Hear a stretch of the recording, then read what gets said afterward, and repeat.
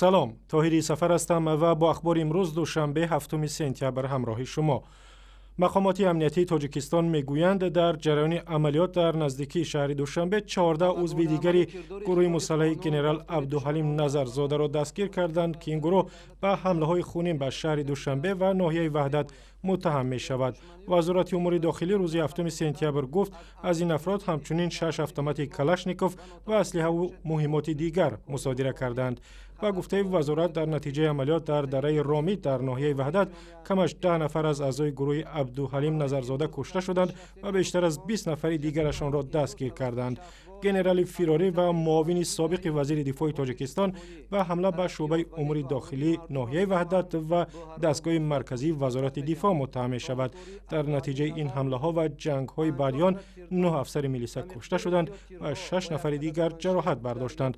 وزارت امور داخلی پیشتر گفت که عبدالحلیم نظرزاده معروف با نام حاجی حلیم را در رامیت با شریکانش محاصره کرده است، ولی عین زمان سرنوشتی او معلوم نیست.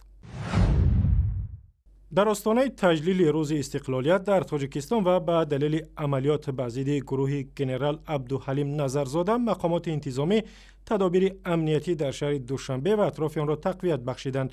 از جمله تعداد بیشتری ماموران میلیسا در کوچه‌های دوشنبه سفربر شدند و در درآمدگاه‌های شهر پاسگاه‌های علاوه‌ای گذاشتند.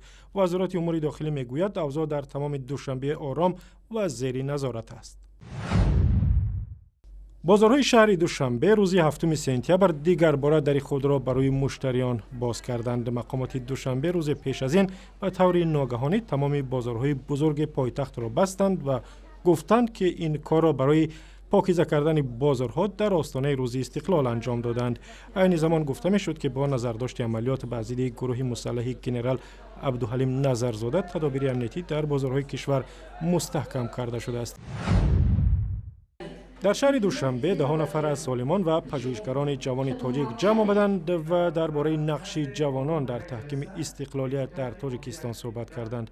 در این همایش که روز 7 سپتامبر برگزار شد 80 دانشمند جوان کشور از گوشه‌های گوناگون جمع آمدند و از جمله گفتند سالهای اخیر میل جوانان به پژوهش بیشتر شده است. در کور کنفرانس رهبریت کمیته نمایندگان مجلس عالی دیگر وزارت اداره جمهوری اشتراک داشتند و آنها تمنیات خود را نسبت عالمان محققان جوان نسبت دستگیری حکومت جمهوری تاجیکستان در سمت دستگیری جوانان که با کارهای علمی تحقیقاتی مشغول هستند سخنرانی کردند، گفتگو کردند. در تاجیکستان که بیشتر از نصف اهالی را جوانان تشکیل می‌دهند، پروفسوران و استادان دانشگاه‌ها تا چند سال پیش می‌گفتند تعداد ختم کنندگانی که می‌خواهند راه علم را پیشه کنند بسیار کم است.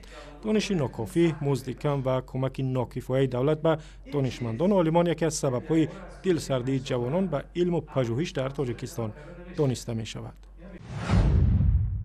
مربیان تیم‌های ملی فوتبال تاجیکستان و استرالیا در نشست خبری پیش از بازی در دوشنبه گفتند سعی خواهند کرد بازی خوب نشان بدهند. سرمربی تیم ملی استرالیا از جمله گفت بازی خوبی را از تیم منتخب تاجیکستان انتظارند و یگانه نگرانیشان از میدان است که مصنوعی است.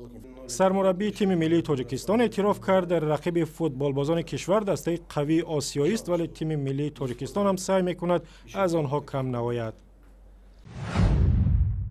و جهان قربانوف مشتزن جوان تاجیک در مسابقه قهرمانی باکس آسیا مقام سوم را صاحب شد و نشان برنجی را به دست آورد.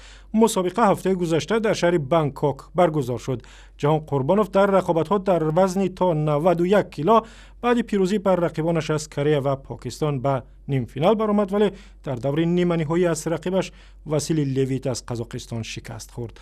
و اخباری از این هم بیشتر در وبسایت رادیو آزادی، در صفحه‌های ما در فیسبوک، توییتر و یوتیوب و هم زمینه مخصوص رادیو آزادی برای تلفن‌های همراه.